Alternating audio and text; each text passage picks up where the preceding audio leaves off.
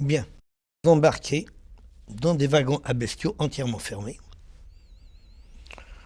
Il y avait un soupirail dans le wagon qui a été entièrement grillagé tout de suite avec des fils de fer barbelés. Nous sommes embarqués à ce moment-là à 90 par wagon, serrés comme des sardines. Pas de place même pour s'asseoir.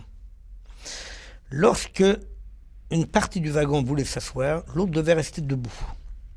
Et on se relayait comme ça. Comme nourriture, uniquement la nourriture que nous avons emportée. On nous avait dit que le voyage allait durer une journée.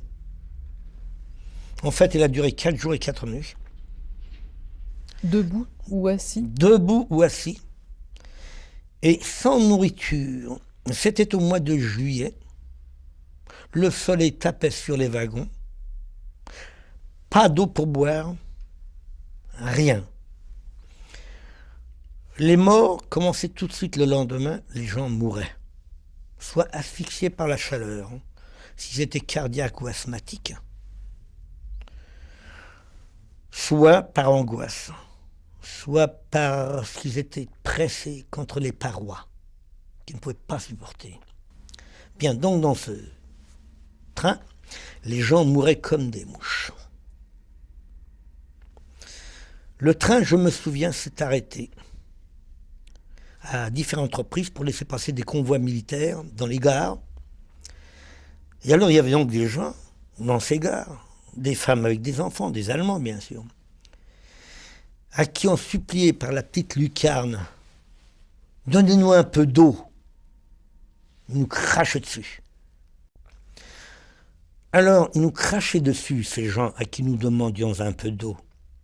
Et c'est là qu'on s'est aperçu de la méchanceté en général de l'être humain, lorsqu'on a déjà vu les Français envoyer derrière les Allemands qui allaient nous voir encore. Le train est arrivé, donc après 4 jours et 4 nuits, il est arrivé. Est-ce que les gens se parlaient? Ah non, non, les gens ne se parlaient pas, se disputaient, s'injuriaient. Ils devenaient fous par cette chaleur.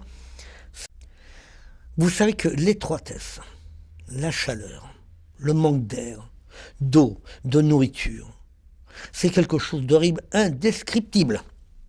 Indescriptible. Donc les gens mouraient seuls? Ils mouraient. Seuls.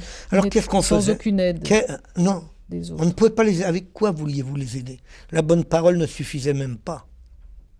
Alors on entassait les morts les uns sur les autres, ce qui faisait un peu plus de place pour ceux qui restaient. Vous savez, quoi vous dire de ce voyage? De ce voyage, on ne peut pas raconter. Il faut l'avoir vécu pour le comprendre. Comment voulez-vous raconter tellement de misère? On peut raconter une maladie. On peut raconter une souffrance que vous avez subie. Peut-être on peut raconter d'autres choses encore.